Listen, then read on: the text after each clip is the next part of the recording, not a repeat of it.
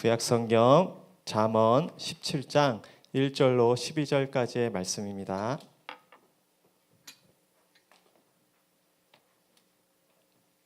하나님의 말씀을 저와 한 절씩 교독하시고 마지막 절 함께 읽도록 하겠습니다. 제가 먼저 1절을 봉독하겠습니다. 많은 떡 한 조각만 있고도 화목하는 것이 제육이 집에 가득하고도 다투는 것보다 나으니라. 부끄러운 짓을 하는 주인의 아들을 다스리겠고 또 형제들 중에서 유업을 나누어 도가니는 은을 풀무는 금을 연단하거니와 여호와는 마음을 연단하시느니라. 행하는 자는 사악한 입술이 하는 말을 잘 듣고 거짓말을 하는 자는 악한 혀가 하는 말에 귀를 가난한 자를 조롱하는 자는 그를 지으신 주를 멸시하는 자요 사람의 재앙을 기뻐하는 자는 형벌을 면하지 못할 자니라.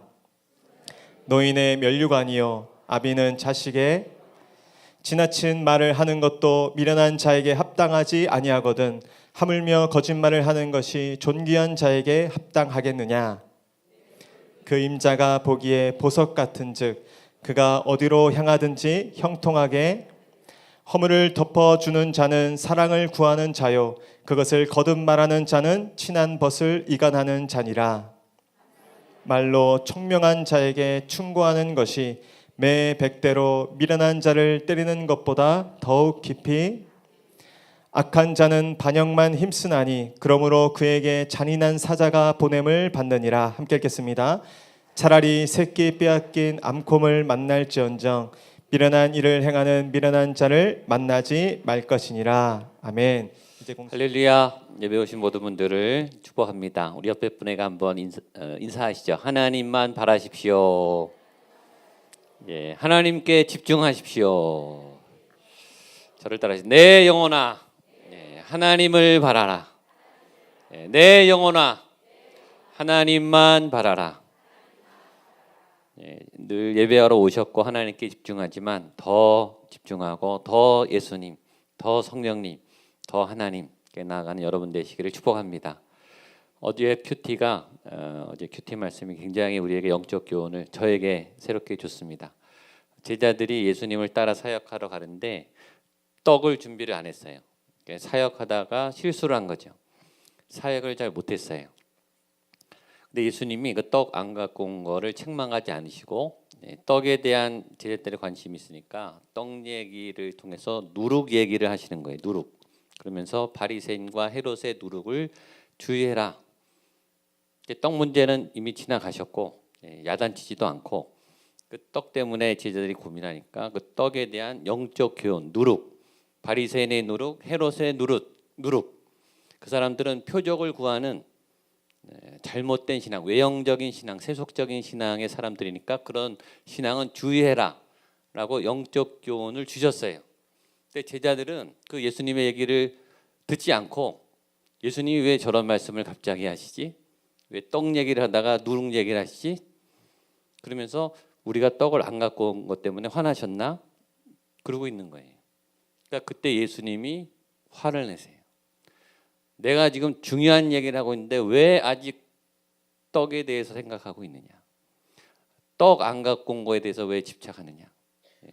내가 5병이여 7병이여 한 예수님인 줄 모르느냐?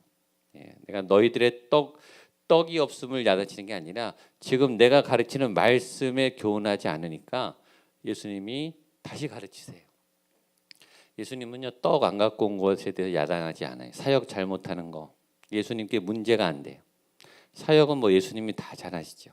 예수님은 언제 화내시냐면 말씀을 놓칠 때 화를 내세요. 영적인 교훈을 말하실 때 다른 거 무능하고 실수하고 잘못해도 그거 가지고 책망하지 않고 생명의 말씀, 영적 교훈. 지금 예수님이 제자들을 향해서 아주 필요한 말씀을 말하고 계시는데 아직도 떡에 머물고 있고 내가 옛날에 실수한 거 예수님께 지금 혼나고 있나? 내가 잘못했네. 거기에 머무르면 오히려 혼나는 거예요. 지나간 것은 지나가고 예수님 책망 안 하는 것은 지나가시고 오늘 말씀, 오늘 은혜, 오늘 하나님 주신 지금 주시는 양식에 집중하게 되기를 축복합니다. 그러니까 여러분이 중요하게 여기는 것보다 예수님이 지금 중요하게 여기는 것을 따라가세요. 그게 그렇게 보이지 않을지라도 그러면 유익이 있어요. 오늘 말씀을 통해 유익을 얻게 되기를 축복합니다. 오늘 여러분 오늘 예배에 오셔서 이 걸음이 결코 헛되지 않아요. 오늘 여러분의 기도는 예배는 하나님이 기뻐 받으신 줄로 믿습니다. 단 하나의 작은 기도, 작은 예배도 예수님은 다 들으세요. 다 하세요. 물론 헛된 예배도 있어요. 헛된 기도도 있어요. 교회 왔지만 딴 생각을 하는, 교회 왔지만 내 욕망을 채우는 잘못된 기도는 필요 없어요. 아무리 많이 해도 소용이 없어요. 그러나 순수한 마음으로 작은 기도, 작은 예배, 작은 눈물, 작은 헌신, 그건 예수님이 꼭 기억하세요. 오늘 여러분의 예배와 걸음이 헛되지 않은 줄로 믿습니다. 지금 여러분의 은혜가 지금 쌓이고 있는 거예요. 어떤 저금을 하는 것보다 지금 은혜가 여러분에게 축적되고 있음을 믿습니다. 내가 그날 너의 기도를 기억한다. 내가 그날 너의 예배를 내가 기억한다. 내가 너의 그 눈물을 기억한다. 너의 마음을 기억한다. 같이 예배드리지만 다 여러분 예배드리는 수준이 달라요. 내가 얼마나 간절함으로 진실함으로 갈급함으로 이곳에 있고 하나님의 말씀을 빨아들일 준비가 되어 있는가에 따라서 같은 은혜지만 빨아들이는 것은 여러분의 몫이에요. 동일한 은혜가 부어지지만 여러분 많이 담아가시게 되기를 축복합니다. 다른 사람보다 더 주님이 기뻐하는 예배와 기도 또 말씀의 충만함을 얻게 되기를 바랍니다. 오늘 주제는 관계와 마음이에요. 관계도 중요하고 마음도 중요해요. 굉장히 중요한 두 주제입니다. 또 이 관계와 마음은 굉장히 신비한 거예요. 관계가 어렵죠. 관계는 중요하면서 어려워요. 그리고 신비해요. 관계가 내 마음대로 안 돼요. 내가 나랑도 관계가 어려워요. 내가 나랑도 통합이 안 되고 내가 나도 컨트롤이 안 되잖아요. 나도 내가 제어가 안 되는 이 연약한 자들이 어떻게 다른 사람하고 관계를 하겠어요? 관계도 사실은 은혜죠. 관계의 최고 요소는 사랑이에요. 이 세상 모든 만물 안에 사랑의 원리, 사랑의 질서, 하나님이 사랑이시죠. 다 관계성을 갖고 지음받았어요. 하나님도 관계적이고 우리도 다 관계에 얽혀 있어요. 관계 없이는 살아갈 수 없어요. 관계는 굉장히 중요한데 그 관계의 핵심 키가 사랑이죠. 사랑. 근데 하나님이 이 관계를 맺고 사랑하도록 우리에게 아주 묘한 장치를 했는데 그것은 우리에게 부족하게 만들었다는 거예요. 한 사람인데 완벽하지가 않아요. 도움이 필요해요. 이것도 모순이죠. 우리를 완벽하게 지으셨는데 또 우리는 도움이 필요한 존재로 지으셨어요. 태초에 아담과 하와가 죄가 없었지만 돕는 배필로 주셨어요. 아담 혼자 완벽한 남성이지만 그러나 돕는 배필이 필요했다고요. 여러분 아기는요 아기로 완벽해요. 아기가 아기죠, 그렇죠? 근데 아기가 완벽하지만 아기는 모자라요. 청년들도 그렇죠. 저도 저로서 완벽해요. 저만큼 저에 대해서 완벽한 사람이 없죠. 누가 저랑 같겠어요? 저는 저죠. 이 세상에 아무리 저를 닮은 사람도 저랑은 다르죠. 저는 저로서 완벽하지만 저는 부족한 사람이죠. 채워나가야 되는 사람이 아주 신비해요. 여러분은 여러분으로서 완벽하죠. 그 누구도 여러분이 될 수 없어요. 여러분은 여러분이시죠. 세상에 독특한 유일한 아주 존귀한 여러분이시지만 여러분은 또 도움이 필요해요. 그때 필요한 게 관계고 사랑이죠. 이 관계성은 좋을 때는 괜찮아요. 사랑하고 예쁘고 좋을 때는 괜찮아요. 저절로 좋아요.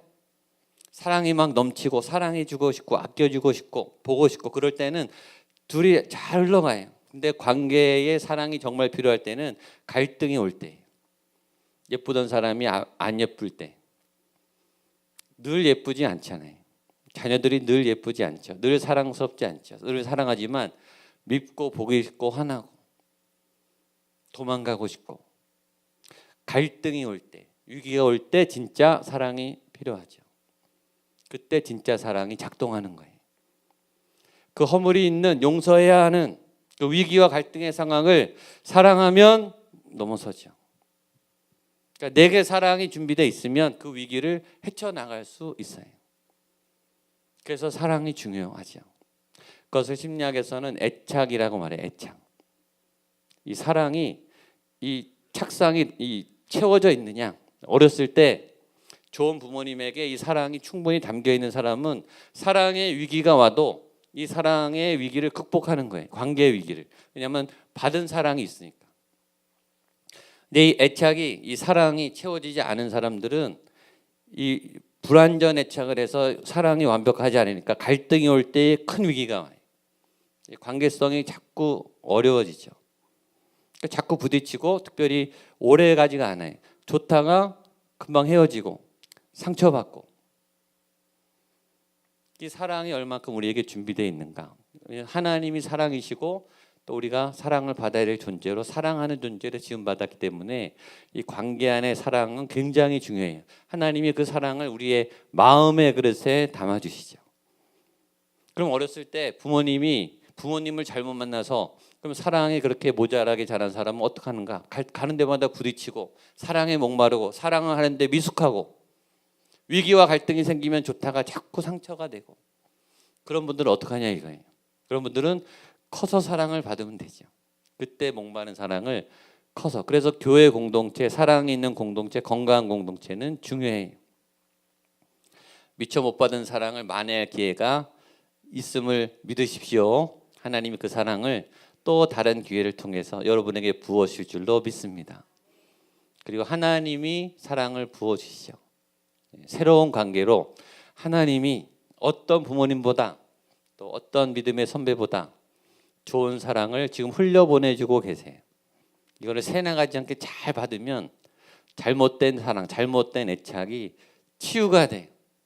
하나님이 주시는 건강한 사랑, 건강한 관계를 회복하게 되기를 축복합니다. 우리 1절 말씀 보겠습니다. 1절 시작. 많은 떡 한 조각만 있고도 화목하는 것이 제육이 집에 가득하고도 다투는 것보다 나으니라. 이런 관계성이죠. 많은 떡 하나와 제육이 가득해도 관계성이 좋으면 화목해요.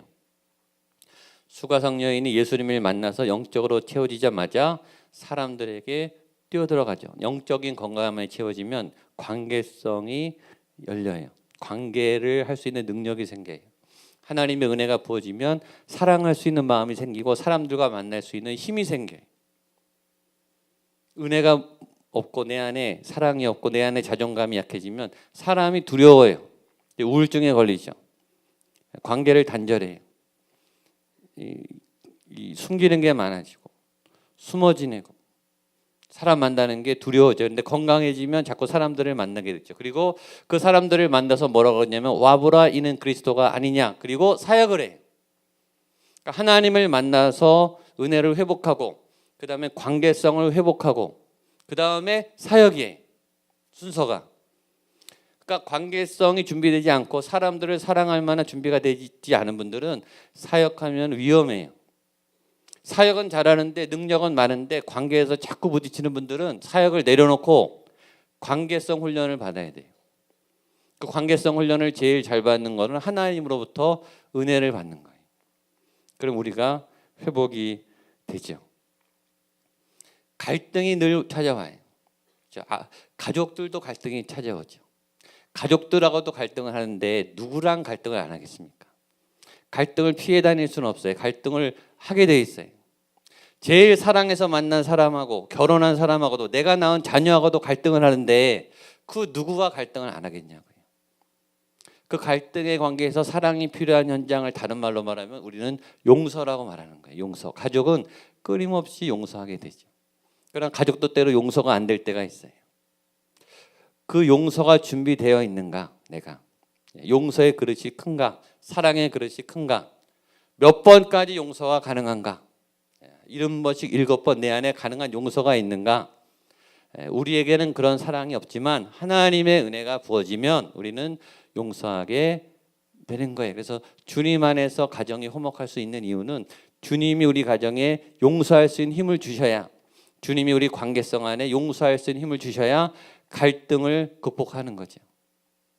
오늘 이 많은 떡 하나로 화목할 수 있는, 모자람이 있는 양식이지만 화목할 수 있는 이유는 이 안에 하나님의 영이 함께 하시기 때문입니다.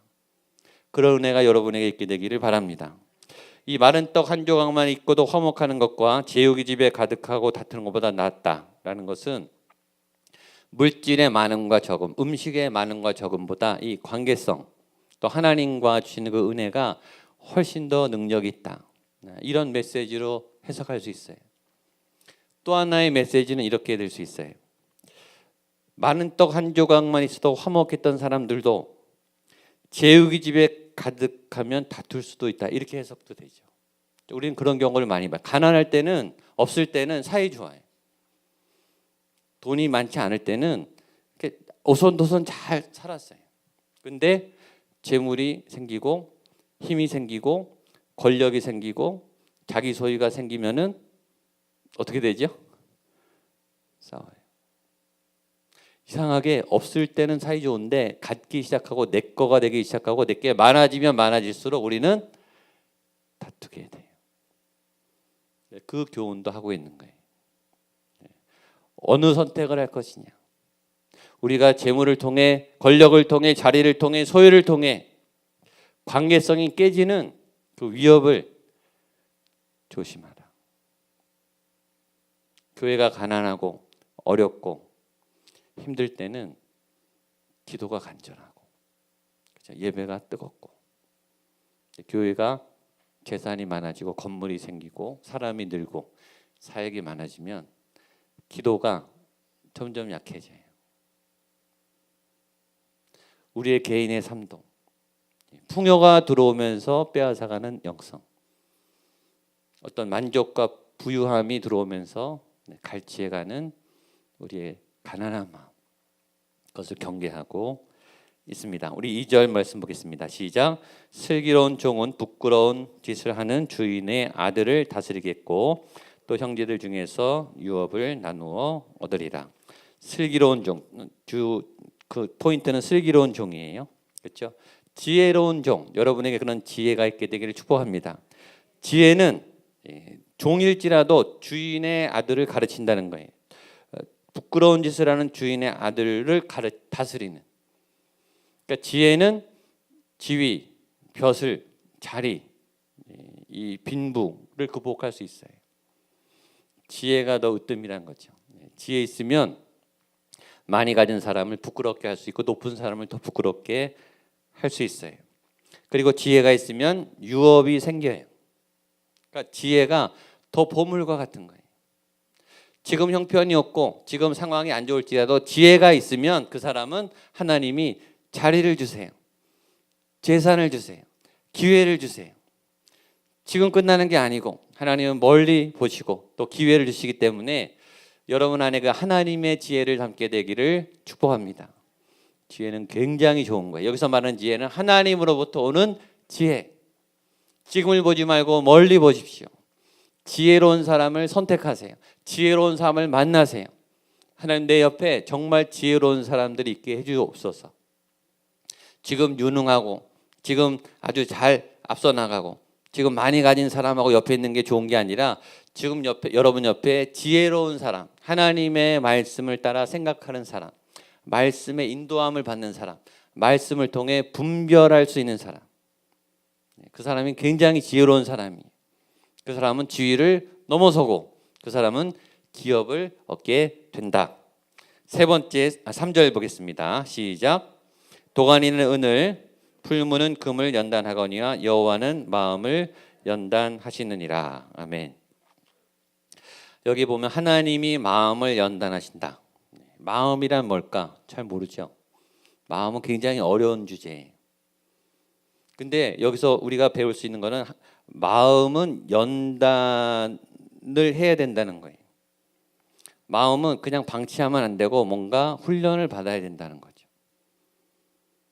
마음은 뭔가 굉장히 하나님의 말씀으로 하나님이 교훈하셨던 교훈 안에 있어야 돼요. 그러니까 마음이 하나님 앞에 다스림을 받도록 기도하셔야 돼요. 왜냐하면 하나님이 마음을 연단하시니까. 마음이 훈련을 받아야 된다는 거예요.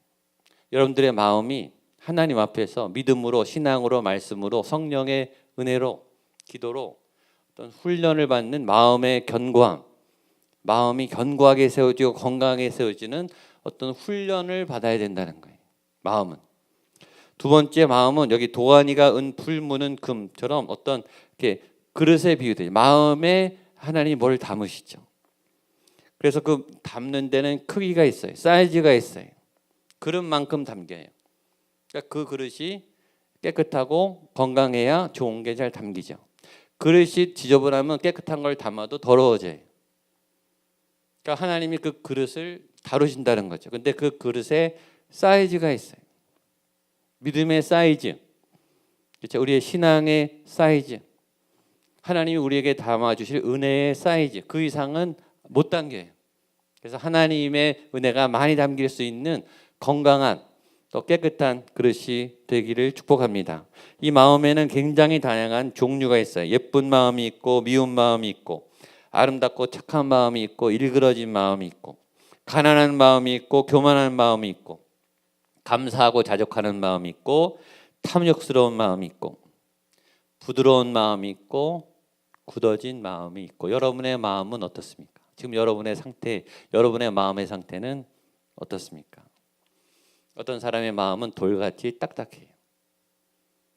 어떤 사람의 마음은 차디차요. 아주 차가워요. 인간미가 느껴지지 않는, 너무나 냉정한, 너무나 사무적인, 너무나 일중심적인, 너무나 이해관계적인, 딱 알죠. 계산적인. 저 사람이 나를 이용하려고 만나고 있구나. 저 사람 안에 나에 대한 사랑이 없구나. 나를 인격적으로 대하지 않는구나. 만나보면 대화 몇 마디 해보면 다 알죠. 억울함이 마음에 가득하면 뭘 해도 억울해요. 의심이 마음에 들어오면 뭘 해도 의심스럽죠. 불평하기 시작하면 다 불평하게 돼요.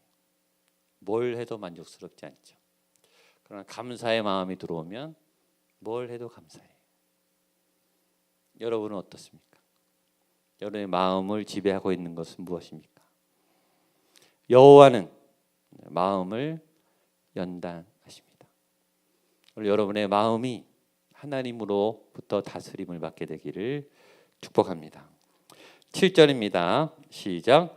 지나칠 말을 하는 것도 미련한 자에게 합당하지 아니하거든 하물며 거짓말을 하는 것이 존귀한 자에게는 합당하겠느냐? 결론은 거짓말 하시지 않도록. 우리 거짓말을 크게 세 가지를 해. 첫 번째는 부인하는 거예요. 왜곡하는 거죠. 가짜로 말하는 거예요. 했는데 안 했다고 하고 안 했는데 했다고 하고 완전히 뒤집어서 바꿔 말하는 거. 부인하는 거. 사실과 정반대로 말하는 거. 무슨 이유 때문이겠죠. 첫 번째 거짓말. 두 번째 거짓말은 우리가 과장하는 거예요. 했긴 했어요. 근데 조금 했는데 많이 한 것처럼 말하는 거예요. 좋은데 많이 좋은 것처럼. 내가 노력을 했는데 한 10% 했는데 한 50%한 것처럼. 주로 뭐 할 때 과장하죠? 내 공을 내세울 때는 과장해요.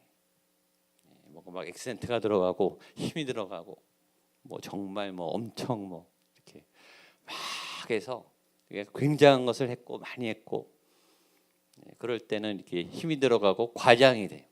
거짓말이죠. 또 하나의 거짓말은 축소하는 거죠. 우리는 어떤 걸 축소하는가? 과실은 축소해요. 70% 잘못했는데 한 10%만 한 거죠. 크게 잘못했는데 많이 잘못 안 한 것처럼. 바꿔서 하면 돼요. 공은 줄이고 과실은 또 많이. 근데 그것도 다 잘못했도 그런 분도 건강하지는 않죠. 적당히 하셔야 되는데 다 자기가 잘못했다고 무조건 미안하다고 뭘 미안한지도 모르면서 미안하다고 그것도 건강하지 않아요. 여기 보면 거짓말을 하는 것이 존귀한 자에게 합당하겠느냐? 존귀한 사람은 거짓말이 어울리지 않죠. 여러분에게는 거짓말이 어울리지 않게 되기를 축복합니다. 옆에 분에게 한번 축복하세요. 당신에게 거짓말이 어울리지 않습니다. 당신에게 죄는 어울리지 않습니다. 당신은 존귀한 분이십니다. 아멘. 하나님의 백성답게, 존귀한 하나님의 자녀답게 어울리지 않는 것을 하지 마세요. 여러분께 아니에요. 여러분의 입을 옷이 아니고 여러분의 입에 담아야 될 게 아니니까 거짓말 안 하면 당당해요. 떳떳해요. 사실이니까, 맞으니까, 뭐 주눅들 게 없어요. 당연하니까 있는 그대로 자신 있게, 투명하게, 거짓 없이, 겸손하게. 다 죄인이죠. 우리가 무슨 자격이 있어요? 다 우리가 지금 뻔뻔하게 사실 예배하죠. 하나님의 은혜로 예배하는 거죠. 우리가 잘해봤자 뭘 얼마나 잘했겠어요. 하나님 보시기에 얼마나 잘한 게 있겠어요. 못한 게 훨씬 많죠. 여기 사실은 부끄러워서 얼굴을 못 들 만큼 우리는 죄인이에요. 다 자격이 없고, 다 하나님이 용서해 주셨고, 하나님이 우리가 조금 했는데 이렇게 크게 봐주시니까 여기 있는 거예요. 예수님의 은혜로 있는 거예요. 그러니까 사실대로 가면 되죠. 하나님 부끄럽습니다. 하나님 얼굴을 들 수가 없습니다. 하나님 감사합니다. 용서해 주시니. 하나님 이 더러운 입술로 찬양을 해도 받아주시니 감사합니다. 하나님 죽을 수밖에 없는 죄인이 오늘도 살아갈 하루의 삶을 주시니 감사합니다. 하나님이 주셔야 다 할 수 있는 거죠. 그게 사실이죠. 그렇죠? 정직하게 기도하는 게 제일 좋아요. 있는 것을 보고 인정하고 받아들이고. 그래, 그게 맞지. 내가 허물이 많지. 나는 단점이 많지. 나는 부끄러운 일을 많이 한 사람이지. 그걸 인정하면 되죠. 그걸 인정을 하기 싫으니까 자꾸 이게 말이 과장이 되고 거짓말이 되죠. 자, 마지막 12절 보겠습니다. 시작. 차라리 새끼 빼앗긴 암곰을 만날지언정 미련한 일을 행하는 미련한 자를 만나지 말 것이니라. 아멘. 이런 은혜가 여러분에게 되기를 축복합니다. 새끼 빼앗긴 암곰, 이 못 말리죠. 이 불같이 화난 이 암곰을 만나는 것보다 뭐가 더 위험해요?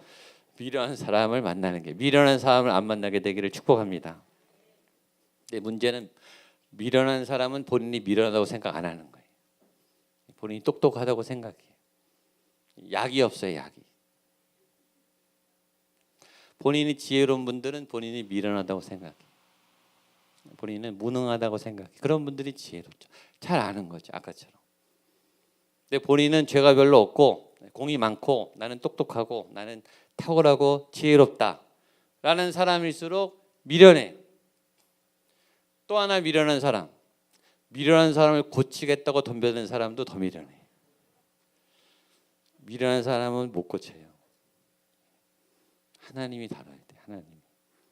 본인이 정신을 차려야 돼요. 근데 아무리 옆에서 말해도 안 들어요. 귀가 막혔기 때문에 안 들어요. 그러니까 미련하죠. 들으면 미련하겠어요. 그렇죠? 안 들어요, 안 들어. 그러니까 계속 에너지가 낭비가 되고 주변이 힘들어져요. 하나님이 단판을 져야 돼. 그러니까 그런 분들 꼭 나중에 하나님을 세게 만나더라고요. 하나님을 세게 만나지 않고 빨리 깨닫고 지혜롭게 되시기를 축복합니다. 슬기로운 종이 하나님 앞에 지혜롭다고 칭찬을 받고 부잣집 아들의 악한 행위를 부끄럽게 하고 기업의 유업을 받고 그런 하나님을 사랑하는 지혜로운 믿음의 사람들 되시기를 축복합니다. 아멘. 우리